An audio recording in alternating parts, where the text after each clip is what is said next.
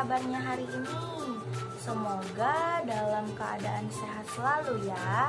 Baik, pada video pembelajaran kali ini kita akan belajar mata pelajaran pendidikan Pancasila kelas 2.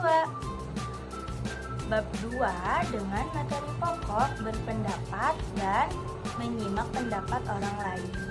Sebelum belajar, sebaiknya kita berdoa terlebih dahulu. Berdoa di dalam hati, mulai. Berdoa selesai. Selanjutnya, kita mulai ke materi yang pertama. Tetapi sebelum kita memulai ke materi yang pertama, alangkah baiknya kita mengetahui dulu apa saja tujuan dari pembelajaran pada hari ini. Tujuan yang pertama, peserta didik dapat memahami cara dan manfaat dalam berpendapat dan menyimak pendapat orang lain. Lalu yang kedua, peserta didik dapat mengaplikasikan menyampaikan pendapat dan mendengarkan pendapat dari orang lain dalam kehidupan sehari-hari. Ini ada berpendapat dan menyimak pendapat orang lain. Apa sih yang dimaksud dengan berpendapat? Nah, menyampaikan pendapat adalah hak yang dimiliki semua orang. Setiap orang bisa menyampaikan pendapat dalam bentuk pemikiran atau sebuah gagasan baru. Kebebasan berpendapat itu diberikan dan dilindungi oleh pemerintah. Jadi, setiap masyarakat di Indonesia ini tuh memiliki hak untuk menyampaikan pendapatnya. Nah, hak ini tuh sudah dijamin oleh Pancasila dan Undang-Undang Negara Republik Indonesia pada tahun 1945. Tetapi jangan lupa, meskipun menjadi hak semua orang, tetapi kita juga tidak boleh menyampaikan pendapat dengan sembarangan. Di sini terdapat beberapa aturan dalam menyampaikan pendapat. Yang pertama, cara menyampaikan pendapat sendiri dalam kehidupan sehari-hari. Kita sering sekali berbicara dan berpendapat dalam kehidupan di keluarga, di sekolah, maupun di masyarakat.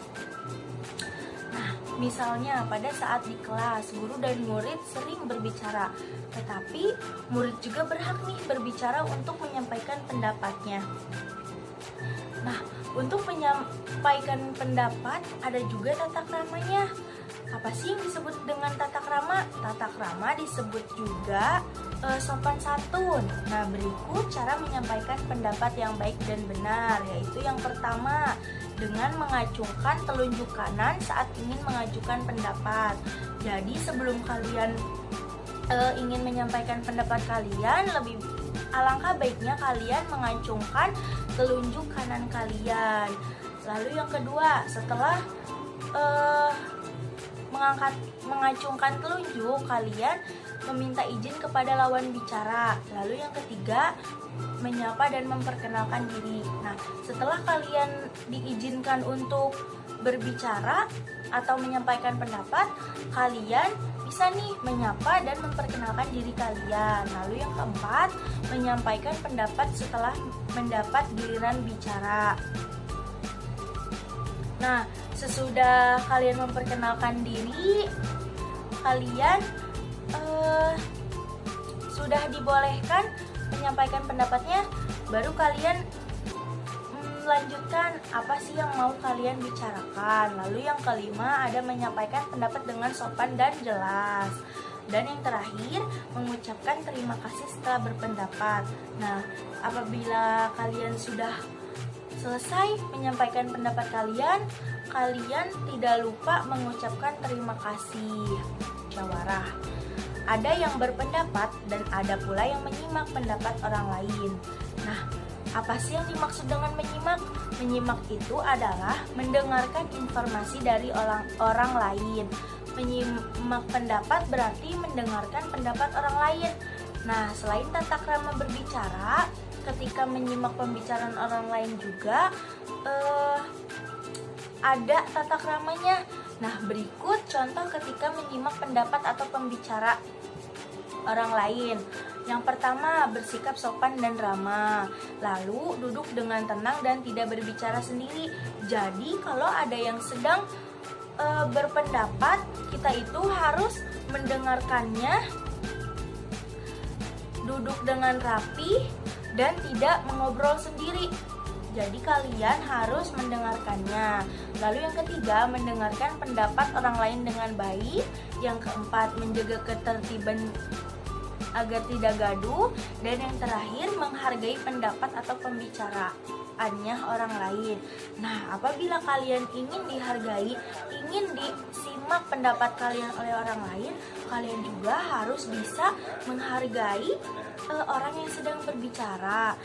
Dan kalian juga harus mendengarkan orang tersebut agar kalian bisa dihargai dan didengarkan. Poin yang ketiga yaitu ada manfaat menyampaikan pendapat dengan baik. Ada beberapa manfaat nih yang kita peroleh apabila kita menyampaikan pendapat dengan baik. Berikut manfaat menyampaikan pendapat dengan baik. Yang pertama, dapat mengungkapkan ide atau gagasan. Lalu yang kedua, melatih berpikir kritis. Yang ketiga, melatih keberanian. Nah, dengan kita